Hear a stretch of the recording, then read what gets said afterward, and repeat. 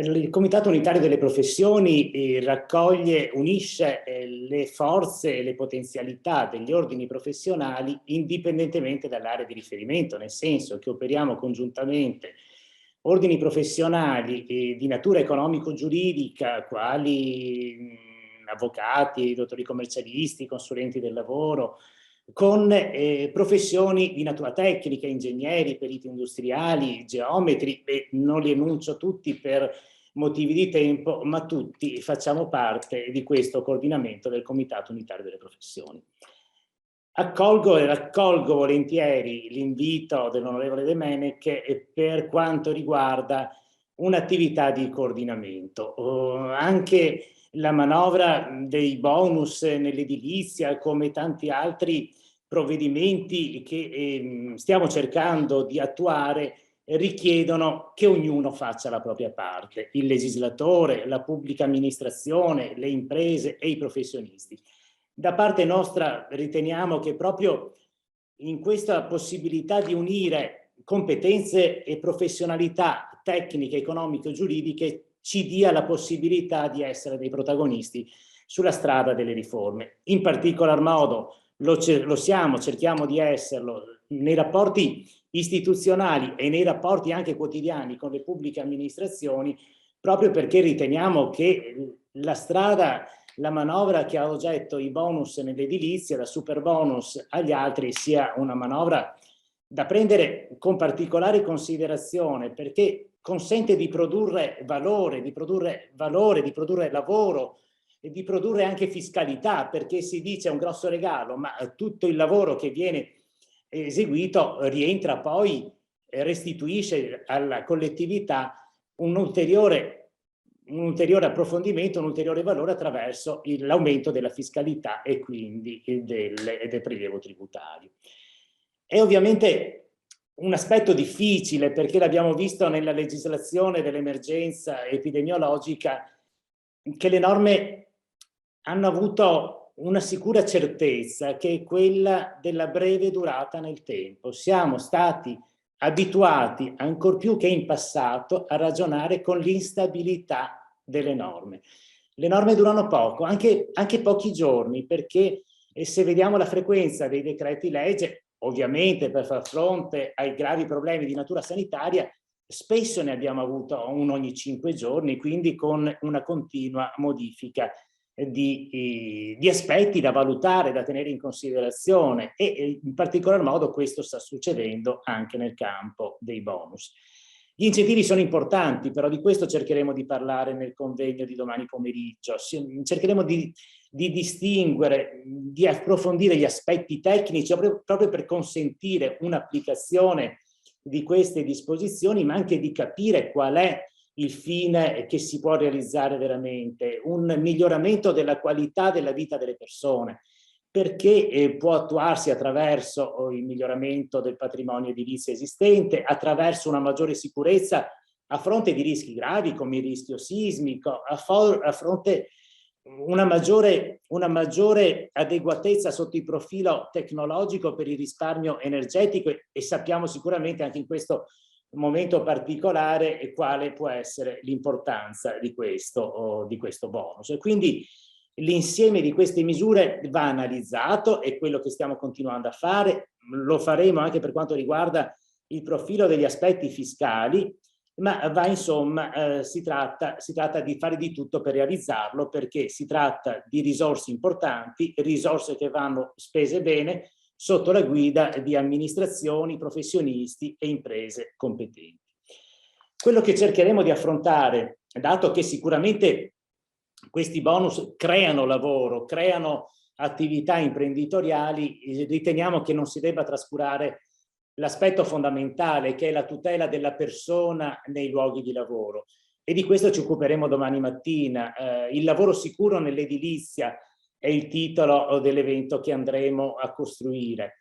Il lavoro sicuro nell'edilizia, che sicuramente è un tema di grande spessore, e cerchiamo noi professionisti, anche qui sotto il profilo delle diverse competenze e professionalità, perché avremo il lato economico-giuridico e il lato tecnico che cercheranno di portare ad unità il fine primario, che è quello di tutelare la persona dell'uomo nei luoghi di lavoro. Uso il termine uomo proprio perché tutti possiamo essere coinvolti nel luogo di lavoro, dal titolare dell'impresa, che tante volte è esso stesso vittima dell'infortunio sul lavoro, al lavoratore dipendente, a chi collabora a qualunque titolo nel luogo di lavoro. Per quello parliamo di tutela della persona. Quando succede un infortunio, e purtroppo capita frequentemente, si è soliti invocare nuove disposizioni, nuove leggi.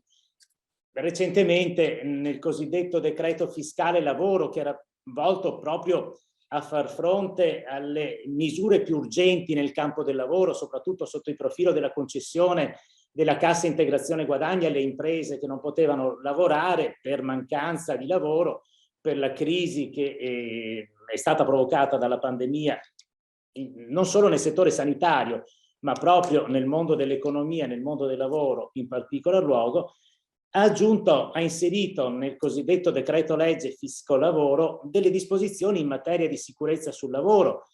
Quindi abbiamo delle nuove norme da interpretare, lo facciamo congiuntamente perché di questo si occuperà.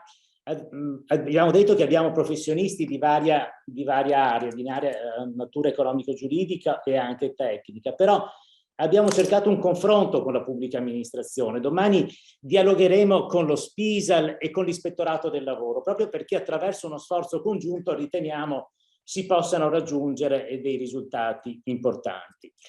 Nessuno sicuramente vuole l'evento lesivo nei luoghi di lavoro, però questi continuano a verificarsi. Quindi la finalità dell'intervento di domani è quello di agire al momento della prevenzione. Per carità, se l'evento succede, andranno sicuramente ricercate le cause, le responsabilità, e quindi è importante l'opera di accertamento e l'opera eventualmente repressiva. Ma quello che è sicuramente primario per la salute della persona è il momento della prevenzione. Abbiamo detto che l'evento si cerca di scongiurare con le misure normative, ma di questo forse non è che ci sia bisogno in continuazione, perché se ne parlava anche prima e sono perfettamente d'accordo. La norma ha bisogno non soltanto di una esistenza propria, ma anche di un tempo per poter essere assimilata. La continua variazione produce purtroppo incertezza del diritto, e l'incertezza del diritto è un elemento da scongiurare, perché rende l'imprenditore o la persona che vuole adeguarsi in situazione critica, perché tante volte non sa come farlo. Per carità, ci sono le consulenze necessarie, ma anche queste a volte si trovano in difficoltà. Il decreto legislativo 81 del 2008, il cosiddetto testo unico in materia di salute e sicurezza nei luoghi di lavoro, dedica un titolo intero e 15 allegati alla sicurezza nelle costruzioni. Quindi secondo me le norme ci sono norme scritte bene, e quindi il problema non è soltanto di aggiungere, di variare testi normativi. Il problema è di capire, questo cercheremo di fare, perché gli eventi si verificano. Anche faremo ricorso a dati statistici, perché la statistica non è fine a se stessa, ma ci può aiutare proprio nella soluzione dei problemi. Ad esempio, sappiamo che il 64% degli infortuni nell'edilizia si verifica presso imprese che hanno meno di 9 dipendenti. Quindi abbiamo queste microimprese che caratterizzano il tessuto produttivo italiano, e è un bene sicuramente, perché sono imprese che vivono di una continua ricerca di benessere, una continua ricerca di evoluzione, di miglioramento, però ovviamente non hanno le disponibilità che può avere la grande impresa. Tante volte abbiamo verificato che nel campo delle costruzioni gli infortuni si verificano per due motivi: dei problemi di carattere organizzativo, la sicurezza nel cantiere, la gestione nel cantiere, la formazione, l'informazione e l'addestramento. Su questo interviene il decreto legge fisco lavoro, ma si tratta di misure che già esistevano. Una grossa novità di questi giorni, su cui si fa tanto leva, è la cosiddetta possibilità per il preposto di interrompere l'attività qualora veda concretamente nel luogo di lavoro una situazione di pericolo, ma questa era una facoltà che è sempre esistita, nel senso che la situazione di pericolo va evitata, se ci si accorge una situazione di pericolo sicuramente va incentivata la correttezza, si deve cercare di modificare il comportamento, ma mari estremi rimedi, se non si riesce si blocca l'attività per tutelare il bene fondamentale della salute nei luoghi di lavoro. Oltre a questo, un altro elemento che emerge è che le irregolarità ci sono rispetto a quanto previsto dagli stessi documenti aziendali. Capisco che non ci possa essere un'applicazione, un'attuazione perfetta, ma purtroppo un altro motivo degli infortuni è dato dalla tolleranza della divergenza rispetto a quanto previsto. L'irregolarità non va tollerata. Anche su questo, sul comportamento umano, da parte di tutti, da parte del datore di lavoro, da parte di chi collabora alla formazione, da parte del lavoratore, cercheremo di porre l'accento. Quante volte abbiamo sentito non ho agganciato la cintura di sicurezza che è necessaria per evitare il rischio di caduta dall'alto, che è una delle cause più frequenti di infortunio nell'edilizia, perché avevo fretta. E purtroppo tante volte la fretta è cattiva consigliera.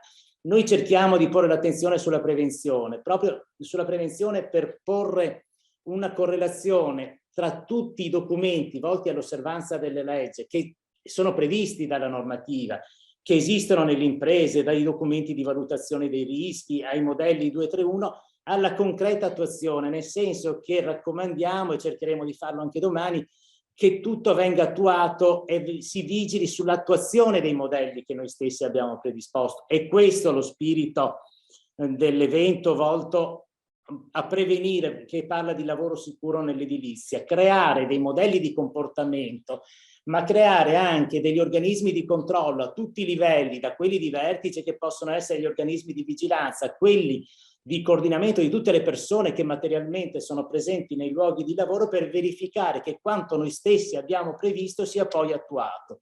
L'attuazione continua delle nostre previsioni è, secondo me, uno strumento importante.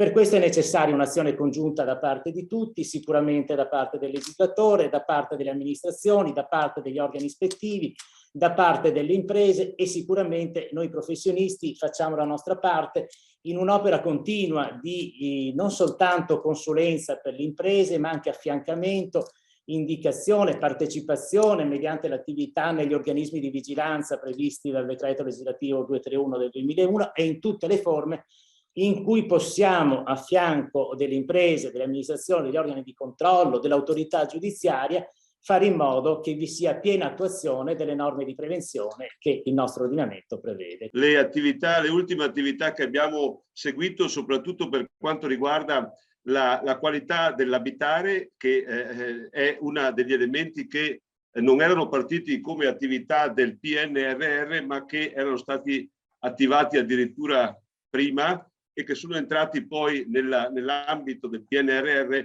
in seconda battuta. Ecco, in questo senso la Regione Veneto ha partecipato a questo programma innovativo nazionale per la qualità dell'abitare ed è riuscita a far entrare nella parte finanziata 2 interventi che dopo vi illustro. C'è inoltre il fondo complementare al Piano Nazionale di Ripresa e Resilienza, nel quale abbiamo una disponibilità di 99 milioni di euro proprio per riqualificare sia dal punto di vista energetico che dal punto di vista strutturale il patrimonio ERP, cioè il patrimonio di edilizia residenziale pubblica, sia delle ATER, quindi delle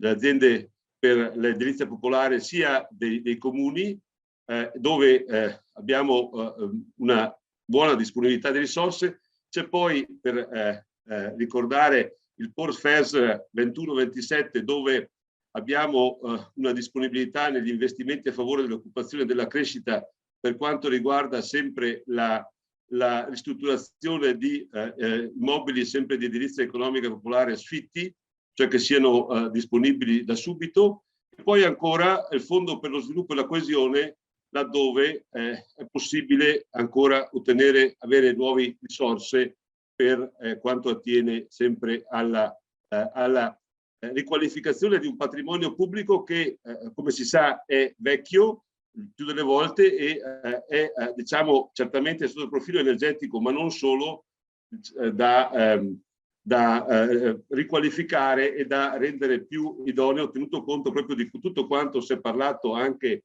nell'occasione del presente convegno circa la sostenibilità, diciamo la qualità energetica degli edifici, ma non solo, anche la qualità strutturale, perché sappiamo e soprattutto parliamo in provincia di Belluno, diciamo, la necessità di avere un patrimonio sia pubblico che privato, in questo caso, che sia adeguato alle esigenze legate alla sismicità del territorio è fondamentale.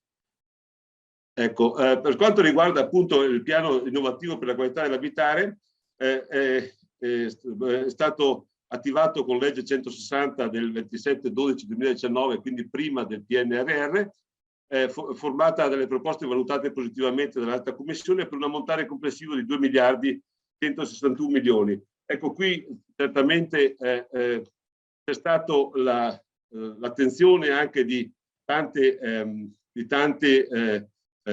comuni anche del territorio bellunese, soprattutto di Belluno, ma non solo, anche del territorio veneto, perché diciamo che c'è una lista di attesa ulteriore, cioè c'è una prima lista di interventi finanziati, c'è una seconda lista di interventi che sono stati valutati positivamente ma che non hanno trovato finanziamento. Speriamo che ci sia questa prosecuzione del finanziamento delle opere in modo da ricomprendere anche altre attività e altre iniziative, altri interventi che sono di qualità e che meriterebbero di essere finanziati. Nel caso della Regione Veneto, gli interventi finanziati sono stati due, uno in Comune di Este, finanziato da Ater Padova e Comune di Este per 15 milioni di euro, e uno per quanto riguarda l'UL7 Pedemontana per 11 milioni 830 mila euro. Diciamo che la Regione aveva la possibilità in questo caso di proporre 3 finanziamenti e la scelta è caduta su 2 di questi che sono già stati indicati e uno nell'Ater di Verona che risulta tra quelli appunto ammissibili ma non finanziati. Proseguendo le indicazioni, per quanto riguarda il PNRR, siamo nell'ambito del sicuro verde sociale e riqualificazione dell'edilizia residenziale pubblica. Sono stati assegnati alla Regione Veneto finanziamenti per 99 milioni e rotti di euro che vanno a beneficio di comuni naturalmente che abbiano le caratteristiche che erano previste dal bando, e le Ater del Veneto, per un totale che sono state trasmesse di 130 domande, delle quali 63 istanze ammesse a finanziamento per l'importo che vi abbiamo appunto indicato. Ecco, in questo senso devo dire che sottolineo il fatto che in provincia di Belluno sono risultate finanziate un intervento in Comune di Belluno per circa 1 milione di euro, un intervento in Comune di Borgo Valbelluna per 935 milioni di euro ed interventi in numero di 7 per l'Ater di Belluno per 8 milioni circa di euro. Quindi diciamo, e questo proprio per sottolineare la necessità di riqualificare il territorio sia sotto il patrimonio ERP, sia sotto il profilo della migliore risposta energetica dei fabbricati, ma anche di tener conto della sismicità del territorio, e quindi anche che, come si sa, attualmente la parte della Valbelluna e dell'Alpago siamo in zona 1, quindi nella zona più critica per quanto riguarda gli effetti di un possibile sisma sul territorio provinciale. Per proseguire, nell'ambito dell'obiettivo investimenti a favore dell'occupazione e della crescita, sono stati individuati da parte della Regione Veneto una certa disponibilità soprattutto per programmi finalizzati allo sviluppo urbano sostenibile, e riguardano sostanzialmente attività a tutela del diritto alla casa per le categorie sociali deboli, mediante specificazioni dirette alla manutenzione straordinaria nonché all'efficientamento energetico effettuate prioritariamente su unità abitative sfitte con specificazioni per renderle agibili e tempestivamente disponibili. Quindi sono interventi questi che pur avendo una tempistica diversa rispetto a quella del PNRR, che ricordo essere fino al 2026, quello è il termine entro il quale bisogna sostanzialmente chiudere le attività che vengono finanziate con il PNRR. In questo caso la tempistica è un po' più libera, ma comunque sono sempre iniziative che sono volte proprio a dare una significativa svolta all'edilizia popolare pubblica. Il budget finanziario è di circa 12 milioni di euro per la Regione Veneto, quindi si tratterà poi da parte dei soggetti interessati di accedere a seguito di idoneo bando per poter diciamo, utilizzare correttamente questi fondi. Un ulteriore fondo è quello per lo sviluppo e la coesione, FSC, che nel caso in specie per il 21-27 ha trovato due finanziamenti, ha riconosciuto la Regione Veneto due finanziamenti, due attività, una all'Ater di Rovigo per 1,8 milioni e una all'Ater di Treviso per 1,2 milioni, per un valore totale di 3 milioni di euro. Questo naturalmente per dire cosa? Che in questo momento le risorse certamente non mancano, anzi direi che le risorse ci sono e sono anche consistenti. Bisogna avere un occhio di riguardo per i tempi con i quali verranno, diciamo, dovranno evolversi gli interventi legati a queste risorse, ma non solo i tempi, ma anche le modalità proprio di gestione. Quindi, siccome abbiamo in questo caso partecipanti anche tra le varie associazioni di categoria, ecco, importante sarà anche trovare soggetti e in questo momento sappiamo che c'è anche una difficoltà nel reperire sul mercato aziende che siano in grado di gestire e di lavorare, diciamo, nei settori di cui abbiamo parlato, cioè il settore dell'edilizia, ecco, e che siano, come diceva anche, che abbiano anche diciamo, una situazione di disponibilità di maestranze che oggi risulta carente, come dicevano anche diversi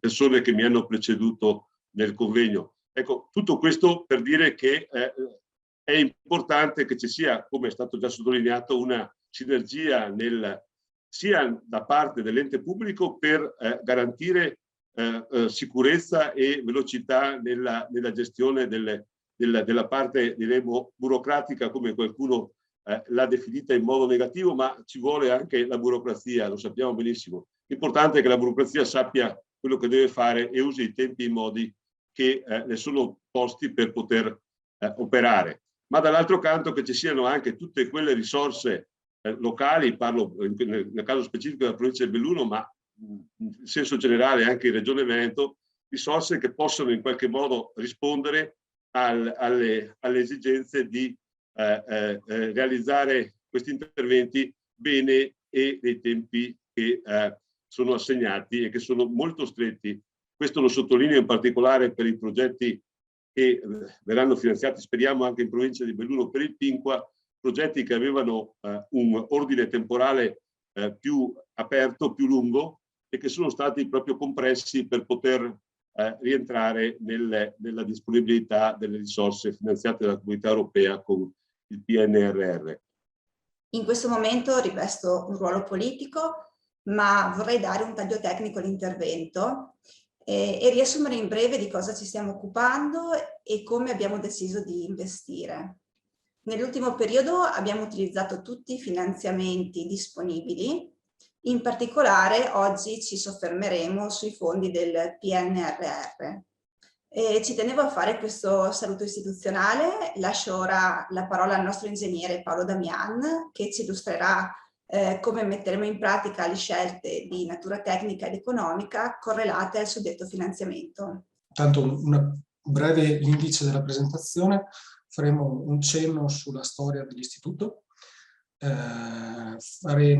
vedremo qualche dato relativamente alla consistenza del patrimonio in gestione, vedremo i fondi di PNRR per l'edilizia residenziale pubblica che sono stati messi in campo dallo Stato e quelli che sono dedicati ai nostri istituti, alle ex IACP, le strategie per la riqualificazione del patrimonio adottate dall'ente e appunto i case history. Ater Belluno è nata lo IACP Belluno nasce nel 1943. Nel corso di stiamo quasi arrivando al centinaio di anni, cioè ci mancano ancora 20 anni, ha dato avvio a tantissimi interventi. Possiamo stimare in circa 4.500 gli alloggi complessivamente edificati dall'istituto. L'istituto nasce nel 1943, cioè possiamo dividere poi questi interventi in varie fasi. La prima fase è quella iniziale, quella che va dal 43 al 66, che è la tipica fase dell'economia, cioè delle case economico-popolari. Quindi in primis fra tutti gli interventi del quartiere Cavour a Belluno, è abbastanza tipologico dell'epoca. Nel 66 è una data discrimine perché partono i piani per l'edilizia economico popolare, quello che tutti ricordiamo come i piani PEP, ecco, che nascono i grandi quartieri, anche relativamente alla nostra piccola dimensione bellunese, sono grandi quartieri, quindi possiamo citare tutto l'intervento di Pradellante a Belluno, il quartiere di Fiammoi, l'intervento del Boscariz e ultimo, in termini cronologici e tipologici, lo sviluppo del quartiere di Levego a Belluno. Dal 95 in poi c'è l'importantissima trasformazione dello IACP in ATER e la delega completa dallo Stato, passaggio dalla competenza statale alla competenza regionale, che si attua con la legge regionale 10 del 1995. Da lì parte una nuova stagione delle ATER sotto guida e organizzazione regionale, e anche gli interventi cambiano radicalmente. Ater Belluno in primis sviluppa molti interventi di riqualificazione di edifici dismessi, e tra cui ricordiamo l'intervento di Feltre, ma anche scuole dismesse a Versieri, l'intervento a Belluno sulla villa e da ultimo, negli ultimi anni, anche nuovi interventi come recentemente eseguiti sempre qui a Belluno in via Dolabella oppure a Castione. L'ultima fase di riorganizzazione avviene nel 2017 con l'emanazione della legge regionale 39/2017 che effettua un riordino della disciplina regionale in materia di ERP. Quindi abbiamo detto che nell'arco di questa storia vengono prodotti 4.500 alloggi. Per dare un'idea relativa del peso, stiamo parlando di circa il 5% del patrimonio edilizio bellunese. Questo sulla base dei dati del censimento 2011 sul totale degli alloggi occupati dai residenti. Qual è il patrimonio gestito all'attualità? All'attualità Ater gestisce circa 1.765 alloggi. Quindi il 60% del patrimonio costruito è stato alienato nel corso degli anni e rimane in gestione appunto questi 1.700 alloggi. Questi 1.700 alloggi sono presenti su circa 320 fabbricati. Come vedete in questa torta capiamo che non tutti gli alloggi e i fabbricati sono in piena proprietà, cioè, essendoci state molte alienazioni nel corso degli anni, siamo presenti sia su circa 140 fabbricati in piena proprietà, ma siamo presenti in 180 fabbricati dove si è creato il condominio propriamente detto, che attraverso le vendite si sono create delle situazioni condominiali a cui Ater partecipa in qualità di condomini.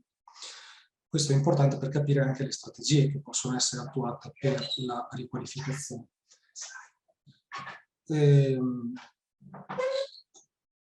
Sì, le slide si vedono? Sì, mi date un accenno.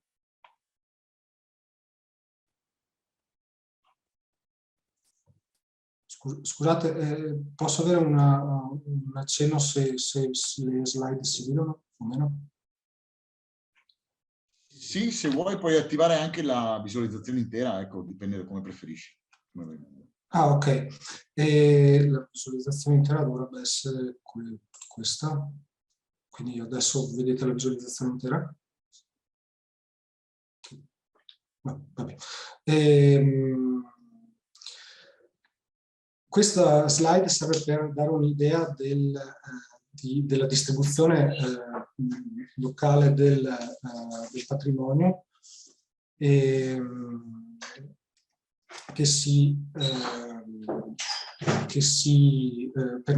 la maggior parte si concentra ovviamente sui comuni di Belluno e di Feltre.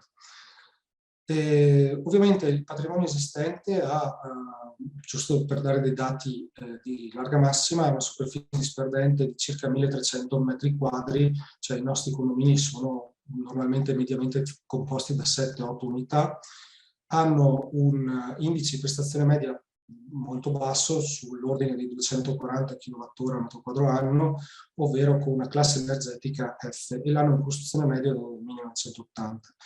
Il nuovo edificato, abbiamo ovviamente conoscenza di cosa si può raggiungere col nuovo edificato, con i nostri ultimi interventi, l'ultimo dei quali più recentemente inaugurato, quello di Quantin, dove abbiamo raggiunto classi A1 a 4 con indici di prestazione energetica molto buoni, come 30 kWh metro quadro anno. I fondi messi in campo del PNRR per il mondo delle arti. Il PNRR ha messo a disposizione un sacco di fondi, però possiamo vedere che specificatamente beneficiari, cioè fondi specificamente per cui i beneficiari sono gli istituti, sono molto pochi in realtà, nel senso che è solo attraverso il Piano Nazionale per gli Investimenti Complementari, il cosiddetto Fondo Complementare, dove viene attuata una linea di finanziamento col progetto Sicuro Verde Sociale di qualificazione dell'assistenza pubblica, di cui ha accennato già l'ingegner Lucchetta, da 2 miliardi di euro, dove i realmente beneficiari sono gli istituti e insieme concorrenti con i comuni. Gli altri fondi, sia quelli del superbonus, che quindi si rivolgono solo agli istituti o ai privati, cioè agli ex ECP o ai privati, oppure fondi come il PINQA, avevano come beneficiari diretti i comuni in primis. E giusto per sottolineare anche il fatto che in tema di superbonus attualmente, anche dopo le proroghe sono state concesse, gli interventi effettuati dagli ECP hanno la possibilità di, possiamo arrivare a concludere gli interventi al 31 dicembre 2023, ma a condizione che almeno il 60% dei lavori sia effettuato entro il 30 giugno 2023. Paradossalmente in questo momento gli ACP hanno dei termini temporali più restrittivi rispetto alle situazioni che sono date ai condomini, che possono invece sfruttare la finestra completa che va fino completa al 31 dicembre 2023 senza condizioni, e addirittura sfruttare le finestre dal 2024-2025. Fatta questa premessa, ovviamente essendoci questi fondi ingenti, Ater Belluno ha cercato di identificare delle strategie di intervento, e il primo modo per identificarle è stato quello di ragionare e segmentare il patrimonio esistente, individuando quale il segmento di patrimonio che necessita maggiormente dell'intervento di riqualificazione. Ecco che abbiamo cercato di segmentare il patrimonio, appunto distinguendo edifici storici, edifici di recente realizzazione o recupero o rifunzionalizzazione energetica, quelli che sono già finanziati, e il patrimonio rimanente è stato individuato quale meritevole di riqualificazione. Quindi abbiamo individuato una frazione di patrimonio per la quale era possibile un intervento per il superbonus. Abbiamo comunque, come vedete qui, una larga fetta di patrimonio ancora da riqualificare, cioè la maggior parte, il 61% del nostro patrimonio, richiede ancora futuri interventi di riqualificazione. Di questo patrimonio metà è su fabbricati in piena proprietà e metà su fabbricati in condominio, sui quali, sottolineo, la possibilità dell'ATER è limitata al fatto di partecipare all'assemblea condominiale e quindi sottostare alle decisioni che lì si realizzano. Sulla base di questa segmentazione quindi sono state individuate 4 strategie di intervento principali. In tema di superbonus, appunto una strategia di intervento su edifici condominiali, dove ATER è presente come condomino, normalmente in proporzione maggioritaria. Una strategia di superbonus su edifici in piena proprietà. Gli interventi che sono stati richiesti al bando, che l'ingegner Lucchetta prima ha evidenziato, del fondo complementare, e poi quelli residuali finanziati attraverso fondi regionali, POR FSR, eccetera.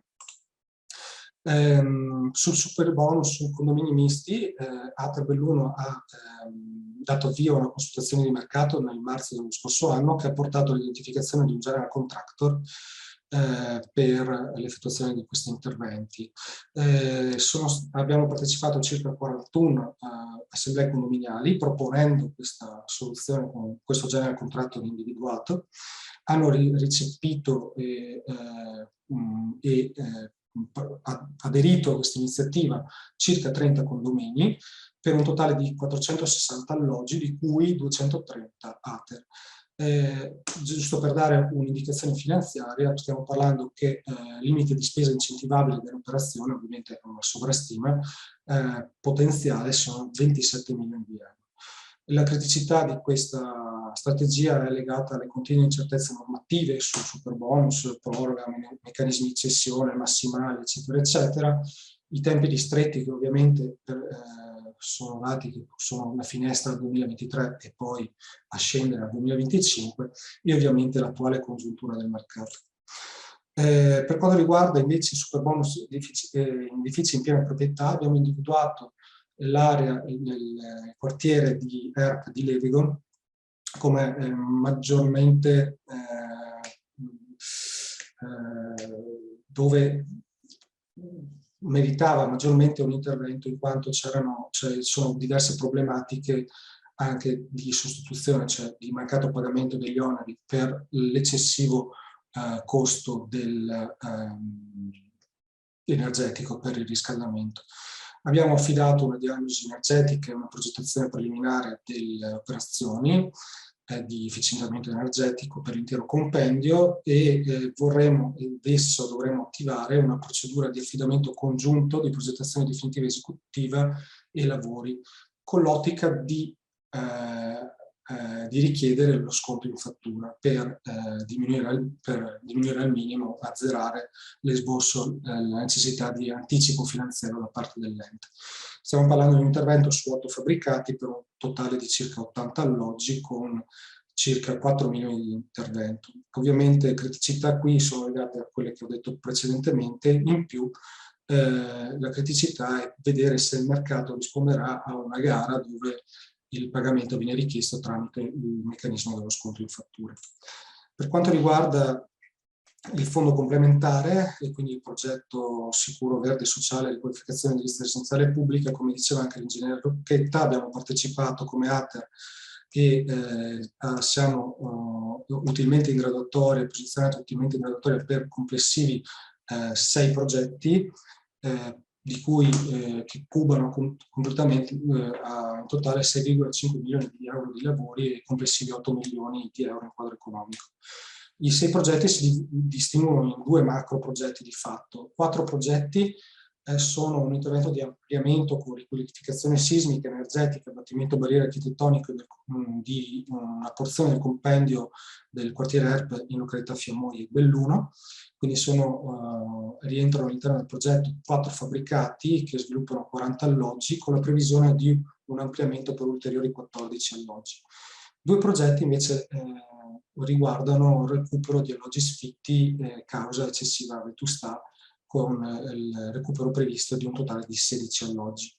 Le criticità del PNRR, lato ente, sono sicuramente quelle dei tempi molto ristretti, perché si prevede la progettazione esecutiva entro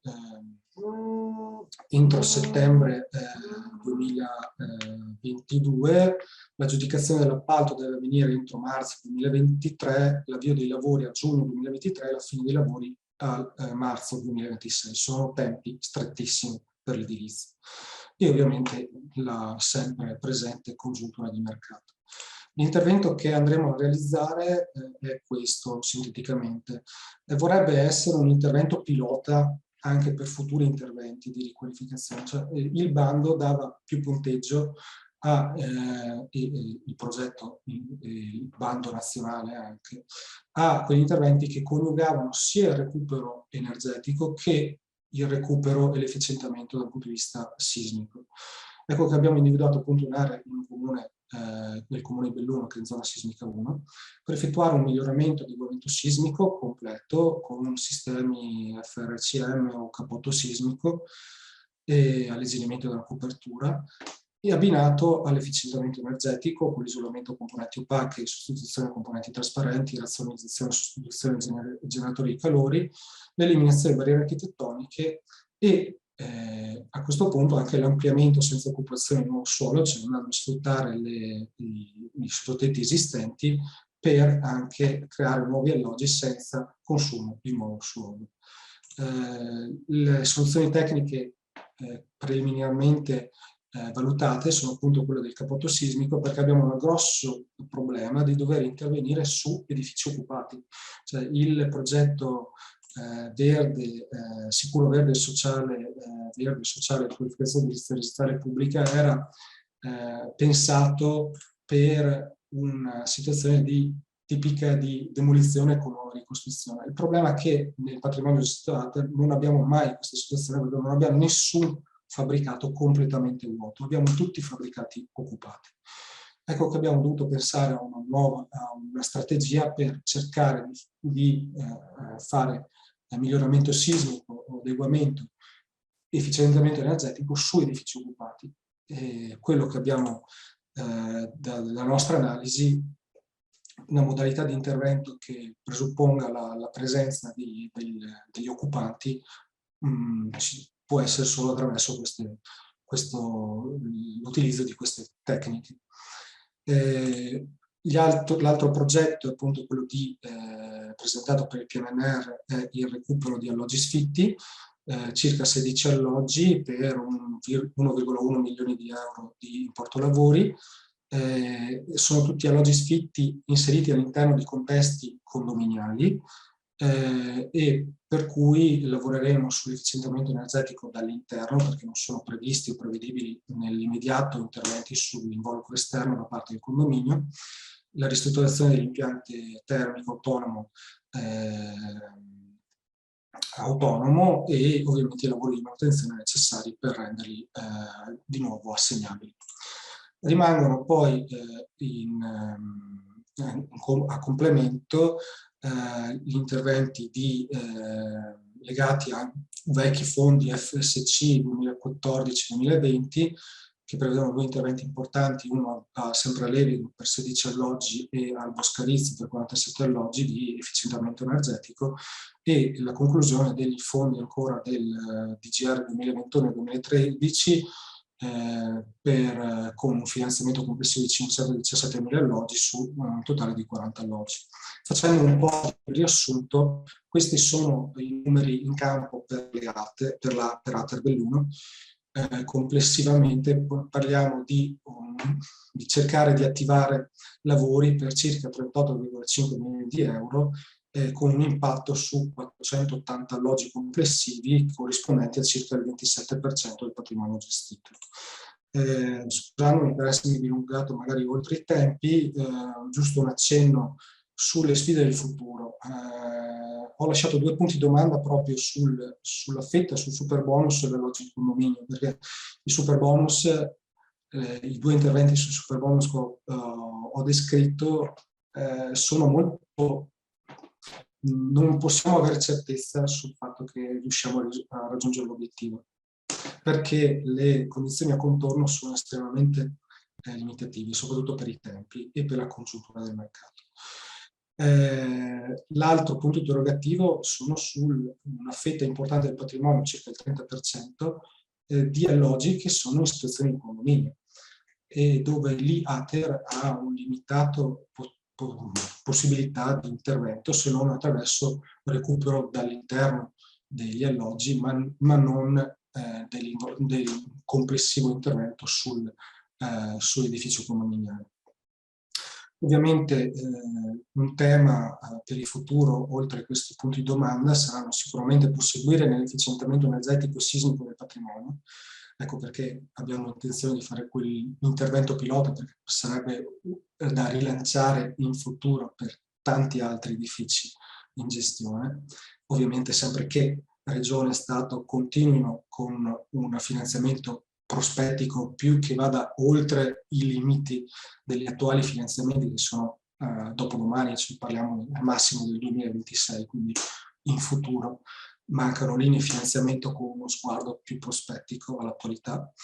C'è sicuramente la necessità di aumentare comunque la dotazione degli alloggi ERP, perché non riusciamo a soddisfare tutta la domanda che proviene dalle domande che vengono presentate nei bandi. Quindi sicuramente l'aumento degli alloggi, però sempre nell'ottica del consumo di suolo zero, il recupero di edifici e patrimonio esistente anche di proprietà di altri enti pubblici mediante accordi di programma, e l'efficientamento energetico degli edifici storici. Volevo fare lanciare degli brevissimi stimoli di riflessione a tutti quanti. Ovviamente un ringraziamento agli organizzatori per l'invito e ovviamente una buona serata anche a tutti coloro che sono collegati. Beh, intanto dicendo che stiamo vivendo una fase di grandissima trasformazione, è stato detto in più di un intervento, una grande trasformazione che ci sta coinvolgendo tutti. Stiamo vivendo dei momenti di grande dinamismo. E se vogliamo fare una riflessione comune, forse inaspettata, se solo un paio d'anni fa avessimo pensato alla situazione attuale di grande dinamicità, forse noi stessi non ci avremmo scommesso né credute.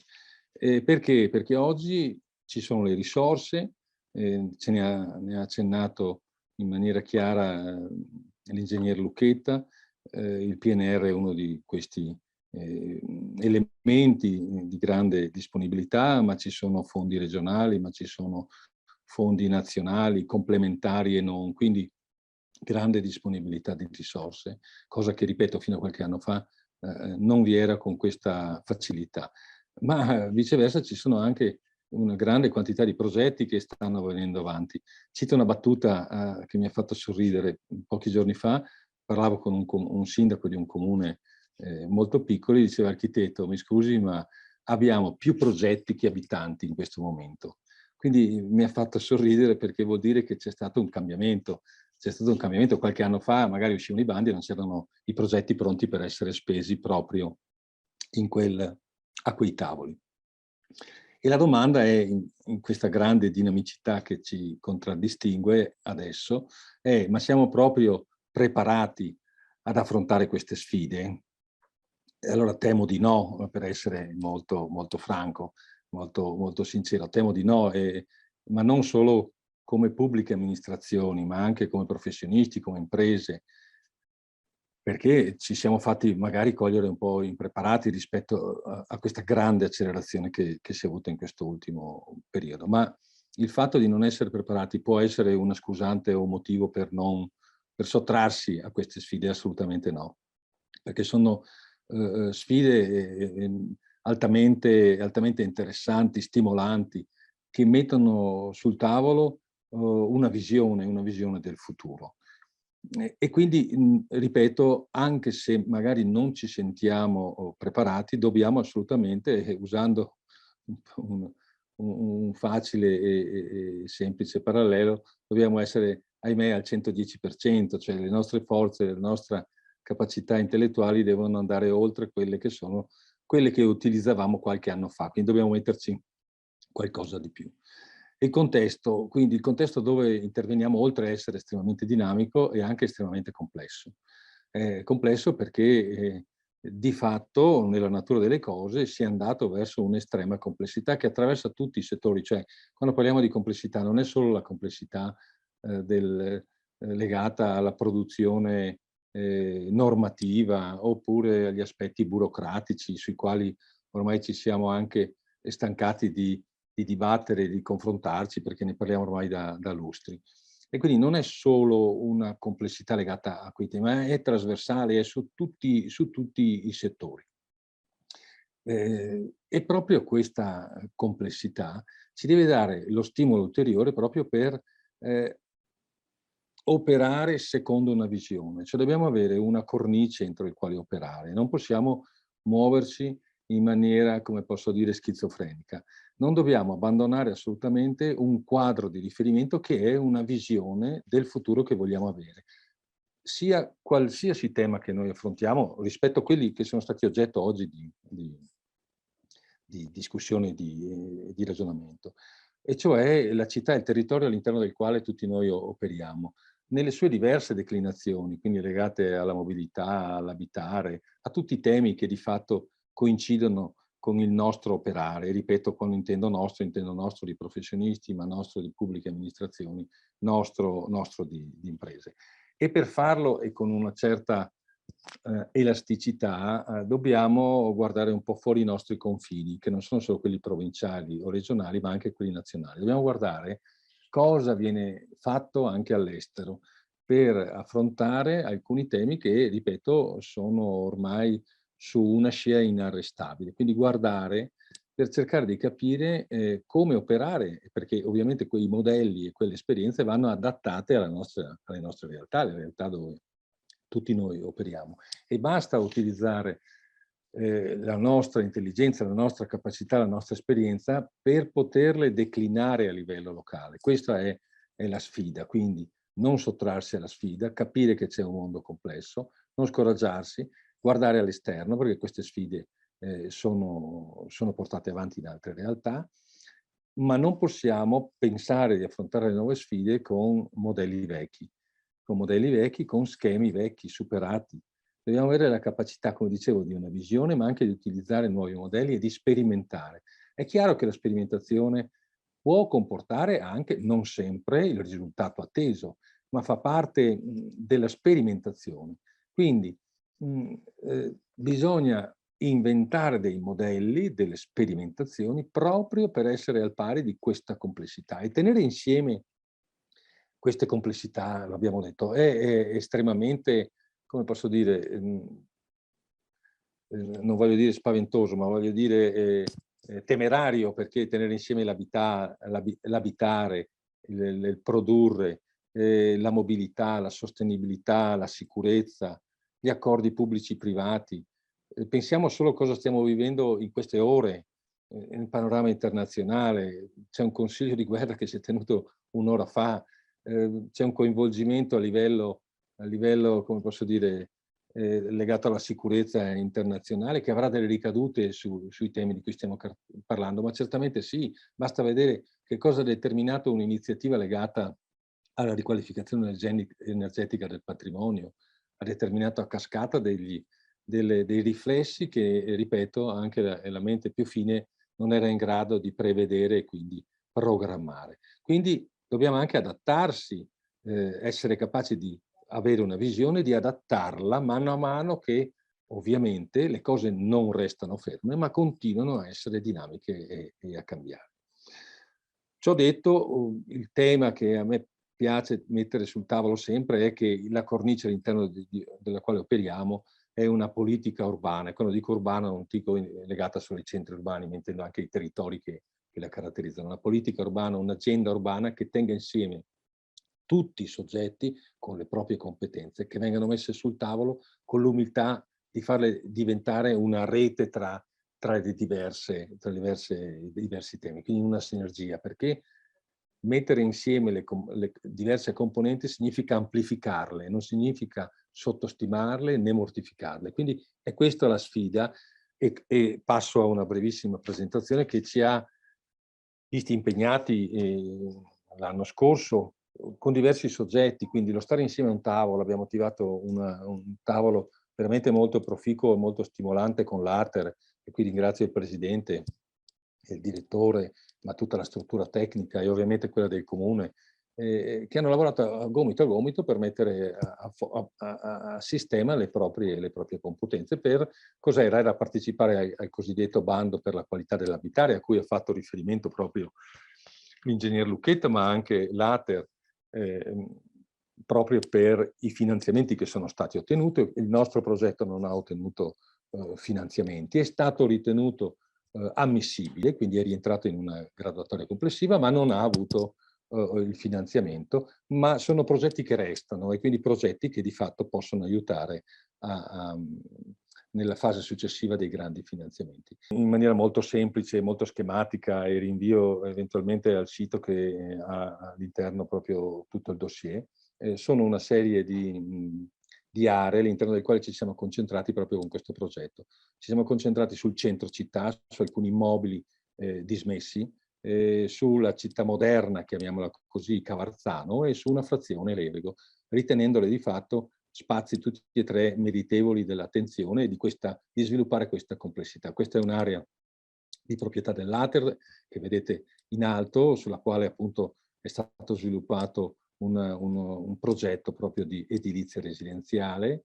Stiamo parlando in questo caso invece della vicina, estremamente vicina all'area che abbiamo visto, Casa di Riposo, la Gaggialante, sulla quale è stato fatto un lavoro proprio di rigenerazione. Il volume che si trova a sinistra, ormai abbandonato da tempo, il cosiddetto Villa Bizio, è stata demolita per realizzare una piastra di 3 piastre polifunzionali al piano terra, per poter anche attrezzare delle adeguate strutture in vista anche di possibili eventi pandemici come quelli che abbiamo attraversato, ma anche, vedete, la villa vera e propria con quella parte colorata nella parte sommitale, creare delle residenze per persone autosufficienti. Lo spazio centrale di Cavarzano, quindi spazio intendiamo sia lo spazio aperto, ma anche lo spazio al piano terra, dove l'Ater ha sviluppato un progetto interessante di spostamento degli uffici, ma anche dei nuovi parcheggi retrostanti in quella fetta di limone che vedete alle spalle. La parte del centro città, quindi con il recupero di questo edificio che tutti noi conosciamo su Piazzale Marconi, un edificio di proprietà dell'USL, sulla quale si è fatto uno studio di fattibilità per restituirlo a usi residenziali, proprio a servizio dell'ospedale, per sopperire a quella difficoltà di residenza che il personale delle strutture sanitarie trova nel trasferirsi proprio qui a Belluno. Anche in questo caso un immobile di proprietà comunale dismesso da tempo, rigenerato proprio in termini di sicurezza e di aspetti energetici. Un altro edificio in centro, proprio nel cuore del centro e della piazza cittadina, già sede del Museo Cittadino, trasferitosi poi nel Palazzo Fulcis e chiuso da parecchio tempo, un centro legato all'accoglienza del turismo, legato a far vedere le trasformazioni urbanistiche della città. L'abbiamo voluto chiamare un urban center, quindi un palazzo storico, il cosiddetto Palazzo dei Giuristi, ma molto centrale, proprio a fianco di un immobile che l'Ater sta in maniera molto interessante ristrutturando. La piazza che tutti noi conosciamo e utilizziamo come parcheggio, forse questo parcheggio di Piazza Piloni merita un'attenzione diversa, e quello che vedete in basso a destra di fatto che cos'è? È la sua trasformazione pedonalizzazione, con la possibilità di scendere con delle rampe in 3 piani interrati, proprio per portare le macchine sottoterra, fare una dotazione non solo di parcheggio pubblico, ma anche di posti auto a servizio delle residenze del centro storico, e quindi rendere pedonale e dare una continuità tra il parco e la città storica. Ecco, forse qui si vede meglio. Ovviamente stiamo parlando di studi di fattibilità. Vedete di fatto lo svilupparsi di 3 piani, ma soprattutto uno spazio che può essere dedicato al mercato in maniera continuativa. A fianco di questo, sempre nell'ambito delle sinergie, in questo caso era con il Parco Nazionale Dolomiti Bellunesi, per mettere a posto quell'ala, quella manica lunga che vedete lungo via Flavio Stilio, diciamo nella foto inferiore sulla destra, che interessa un immobile cosiddetto ex sede dei Vigili del Fuoco, ma che da parecchi anni è inutilizzato come sede museale, un ampliamento della sede museale attualmente già presente nell'ala di destra. Zona sempre della parte centrale della città, una tettoia delle ferrovie che abbiamo chiesto in comodato gratuito e che il progetto prevedeva come velopark, uno spazio per poter parcheggiare al coperto le biciclette su più piani, dove poter ricaricare le biciclette elettriche, dove poter fare anche un rimessaggio. E strettamente connesso con questo velopark la realizzazione di una pista ciclabile che vedete nella parte bassa. Questo è il fabbricato e la stazione di cui stiamo parlando, da svilupparsi completamente all'interno del sedime di RFI, quindi della stazione, con la possibilità di una passerella che colleghi proprio la grande polo del sanitario, e quindi del San Martino, con il parcheggio dall'altra parte in via Feltre, il cosiddetto ex MOI mercato ortofrutticolo, ma anche che colleghi appunto con la parte centrale della stazione, delle scuole. Pensiamo anche che oltre il polo ospedaliero si trova altri poli scolastici, e anche con l'edificio di cui abbiamo parlato prima, e quindi quello di proprietà dell'USL. Chiudo sull'Evego, anche qui ne ha già accennato l'ingegner Damian, con gli interventi che sono stati finanziati fortunatamente proprio a vantaggio dell'ATER di miglioramento dell'efficientamento energetico. In questo caso si trattava di densificazione, di realizzare in quei 2 lotti di proprietà dell'ATER degli edifici nuovi, di realizzare in quest'area di proprietà del comune un'area pubblica, di verde pubblico, ma dotata anche di altre attrezzature a servizio della comunità. Oggi quella frazione ne è totalmente sprovvista, e anche la dotazione di infrastrutture, quindi il miglioramento di che cosa? Della dotazione, in questo caso, dell'acquedotto, e anche dello smaltimento dei reflui. Quindi, sempre per parlare di complessità, anche in questo caso c'era stato il coinvolgimento del BIM Infrastrutture e il BIM GSP.